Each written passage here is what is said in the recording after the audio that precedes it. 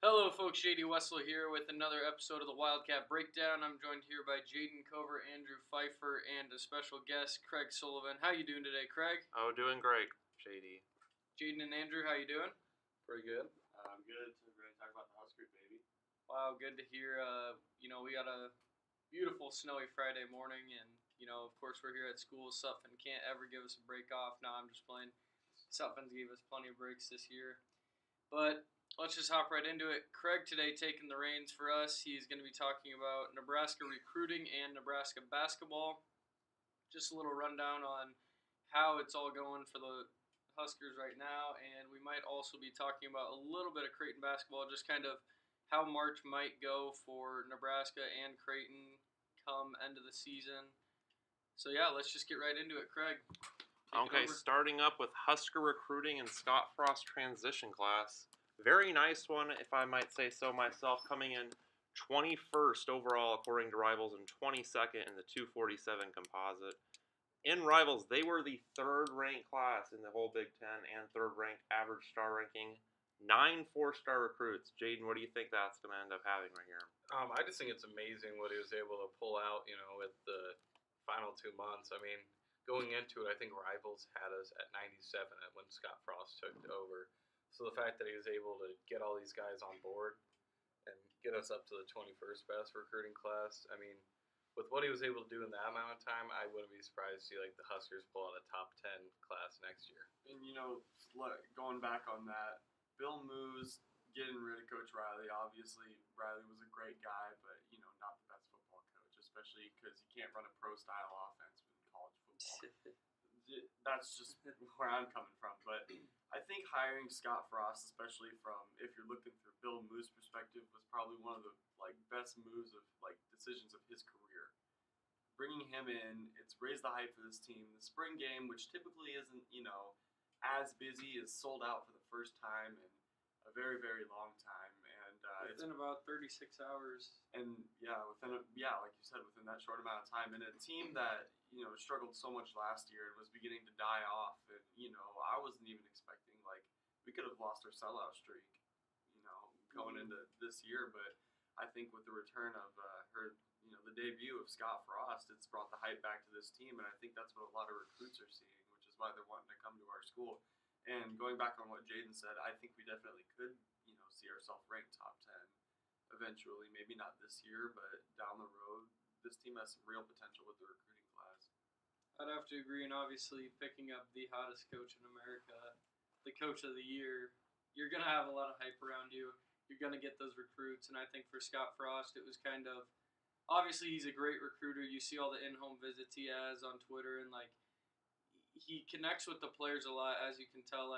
Even when Brody Belt from Millard West said Scott Frost talked to him and everything, he said he was really friendly. He was a cool guy, and he seemed like a young guy. He knows a lot about the younger guys, and just a really nice guy. And I think for Scott Frost, he's obviously a great recruiter. But again, being the hottest coach coming out of UCF, beating Auburn, that's just a ton of momentum for him. And then obviously coming to Nebraska, that's just a bigger step for Scott Frost right there. And yeah, like you guys said, he definitely has a lot more on the table, and the Huskers can definitely bring a lot more in the coming years.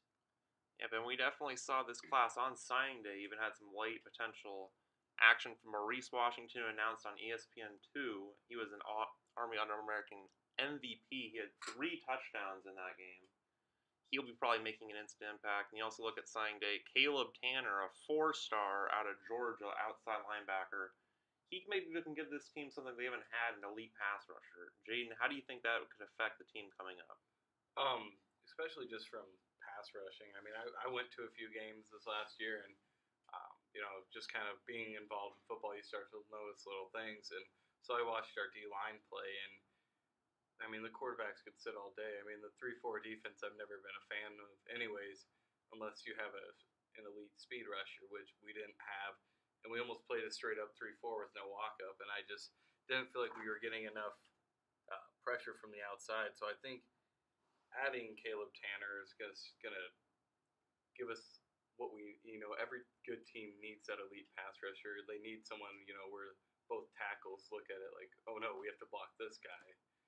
And I think it's going to bring a new dynamic to a team that is struggled all of last year to get pressure at the quarterback.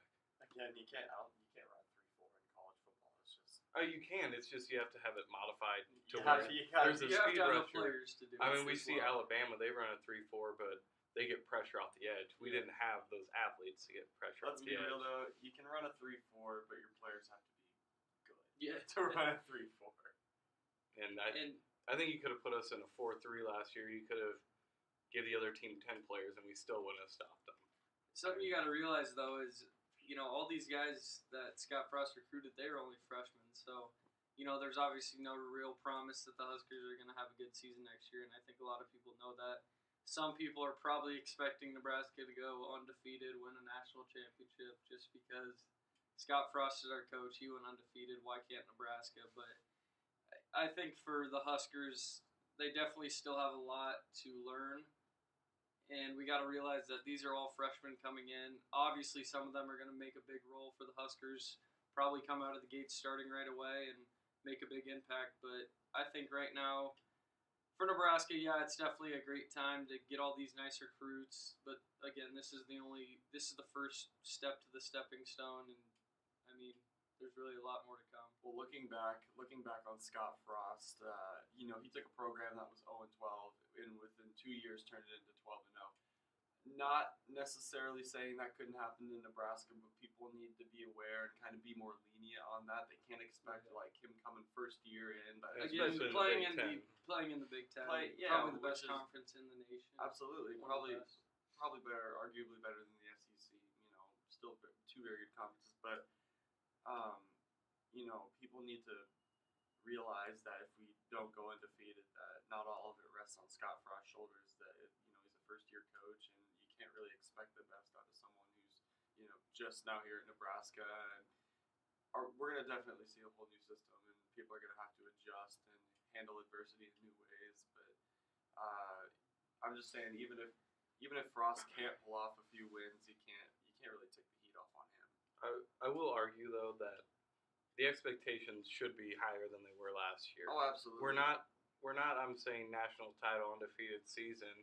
I mean, I wouldn't completely count that out, but let's be realistic. It's not going to be next year, but I do think we're going to be competitive, and we're not going to be losing to teams like Minnesota next year, and we're going to be able to start blowing teams out of the water like we used to. Like Illinois, Indiana, they shouldn't be in ball games with us. Given we have one of the hardest schedules in the nation, looking at it, I mean, Penn State, Ohio State, Michigan State, I mean. Yeah, and those are the games that if we lose, we should be comfortable with. But I think the losing to Minnesota and losing to Iowa every year, Iowa's not a bad team, but a 7-5 Iowa team shouldn't be taking care of business and straight up mopping us off the floor each time we play them. Yeah, I think also if you look at this class, what kind of gets undercut is the number of JUCOs they got. Mike Riley did not get a single JUCO player coming into Nebraska, but they were able to pull in Greg Bell, who should immediately compete for playing time at the running back position. Jaron Woodyard and Mike Williams. Mike Williams played at Last Chance U last year and was their leading receiver when they won the actual national title against two players that they are getting, Greg Bell and Jaron Woodyard. Also, Will Honus and Deontay Williams on the back end for the defense. Jaden, how do you think JUCO players can help instant impact for the Huskers this year? And I think JUCO is really smart for Scott Frost to go. I mean, if you're trying to turn around a program quickly, you need to get JUCO guys in there immediately. Now, 3 or 4 years down the line, I don't think JUCO is going to be our first route. But when you're trying to make a name for yourself early on, you need to get those guys that they've had 2 years in college. The JUCO programs that they're playing in, they're tops in the country and could arguably beat some Division I programs given the opportunity. Some of the lower mid-major programs. So I think that going the JUCO route to get guys like Greg Bell, it's going to benefit them immediately because I wouldn't be surprised if Greg Bell's the starter next year. I mean, I agree. Any player from a JUCO college can act as somewhat of as kind of like a catalyst for a team. They're that enzyme that kind of gets the school going, that gets gets momentum going for the team. You got a lot of younger players. Nebraska's a young team, and not a lot of older experience because a lot of it's either due to injury or a lot of players transferring, and the season or the program's kind of tearing apart. People are leaving, and a lot of even after the firing of Mike Riley, just 3 players announced that they were going to leave already, and we kind of need those JUCO kids to step up and fill positions that seniors once had. Yeah, I think really all I have to say about it is I disagree with you, Jaden, and say down the line I say you still continue to go after those JUCO players and give them a shot and see what they can do. That's really all I have to say about Yeah, that. definitely. I mean, Bo Pelini made a living off doing that, pulling out the Levante David types, the Randy Gregory types. So, I mean, if they can continue to do that, that would be nice. If they can play, they can play. Yeah, if they can play, they can play. Now we'll go around. How about we say our favorite recruit from the class? I'll start off. I like Cameron Jones, defensive back out of Texas, 4-star. He's going to be playing early on in his career, no matter what, whether it's on special teams, returning, or back end with safety with possibly Aaron Williams. Jaden, what do you think? I got to go with Adrian Martinez, just because I think that was a big, in the style of offense Scott Frost runs, you need to have a quarterback that's mobile, and getting someone in like him early on is important because 4 or 5 years down the line, if Nebraska's where we want it to be, competing for a national title, this is a guy that's going to be leading them there. So I think it was a big pickup. I'm not sure if I'd play him this year because I'd like to save him for the next couple of years and have him, 5 years down the line. But I think whatever he does, it's going to be the right move, and I think that was a great pickup to get him. Man, that's a tough one. One of my favorite recruits. I'm excited to see. I'm excited to see Greg Bell probably. Him coming off JUCO and I think when you're a football fan and you just kind of know a little bit of background about the sport, Bell's a good name to trust. We've seen a lot of athletes with the last name of Bell, and I mean it's a safe option, honestly. But again, he's a running back. He's got some fresh legs, and he's a pretty sizable kid. I think he can do some damage in our backfield. So My favorite recruit had to be Barrett Pickering, 5-star kicker from Alabama. Seriously, Nebraska keeps banging it out with the kicker tradition. And yeah, I mean, there's nothing else really to say besides Barrett's going to come in and make an impact. And obviously, Brody is rooming with him. So, I've definitely heard some stories from Brody about him. I heard he's a great guy, funny guy, always lighting up the room. So, I guess he's got to light it up on the field this year. Okay, I'll transition over to basketball for the Huskers.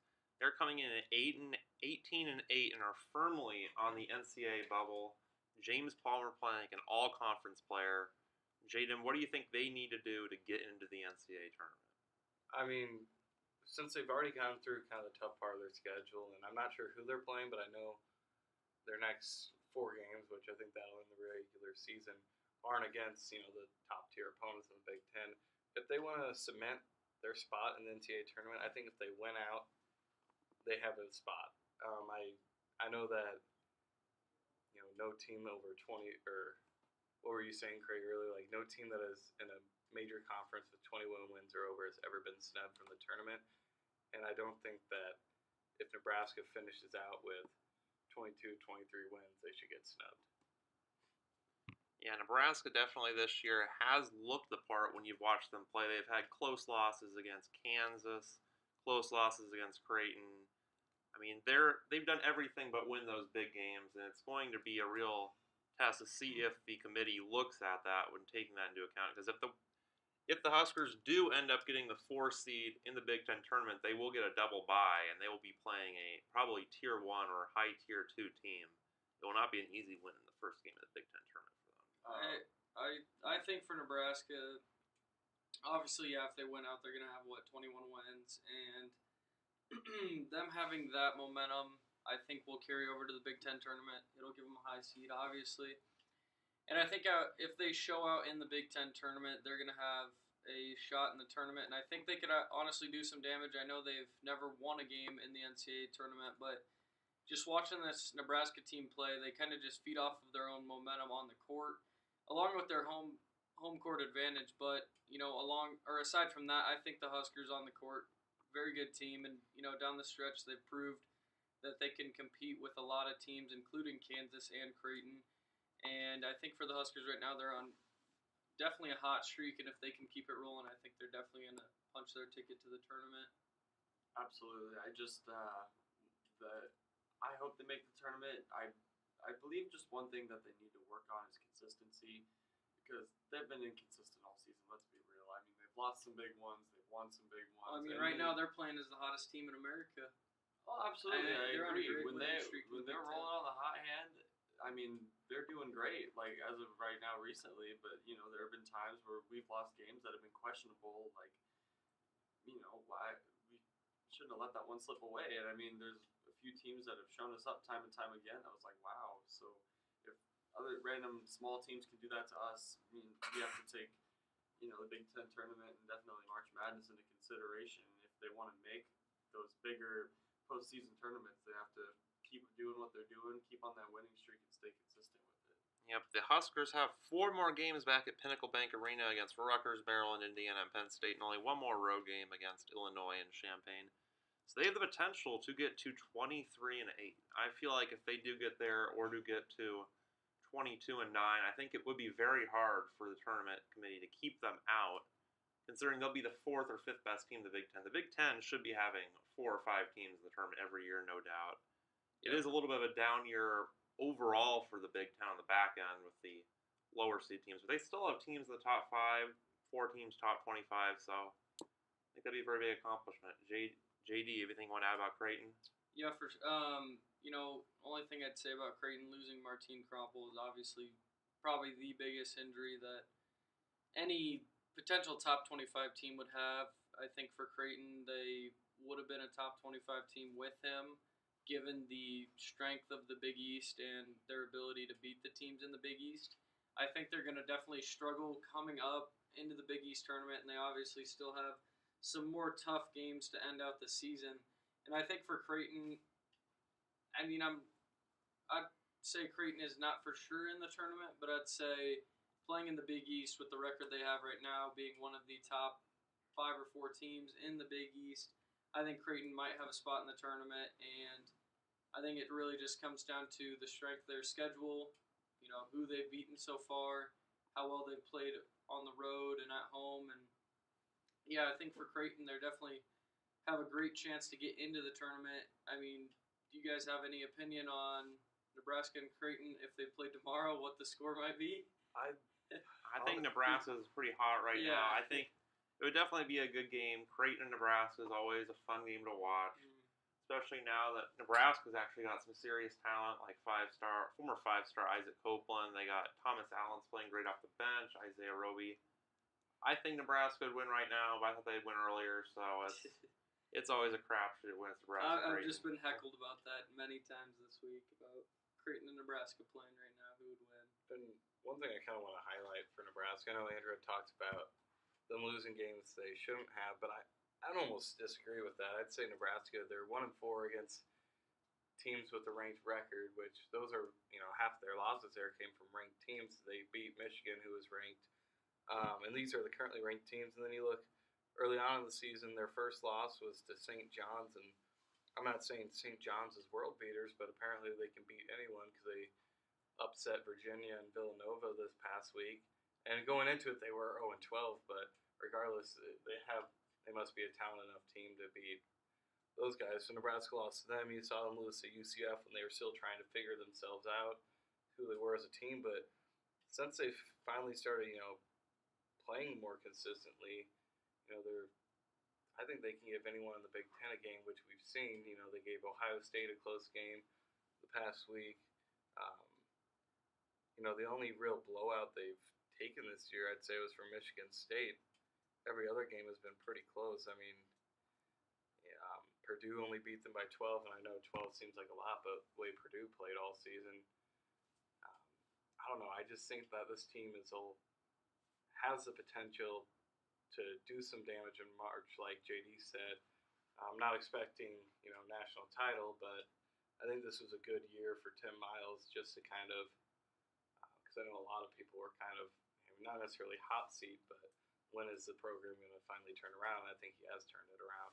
Yeah, and I think a lot of that coming from Scott Frost now.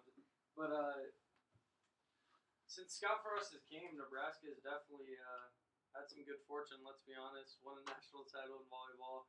I just saw this on Twitter, but yeah, they won a national title in volleyball, and obviously basketball has a chance to head to the tournament. And I definitely think we're going to see both teams from Nebraska, Creighton and Nebraska, make it to the tournament this year. And I think it's just a matter of who they're matching up with first round and where we'll see them going. I mean, right now it's pretty much only speculation, I'd say. Yeah, but I think that'll do it for the Wildcat Breakdown this week. I'm Craig Sullivan. JD Wessel. Jaden Cover. Andrew Pfeiffer. See you later, Wildcats.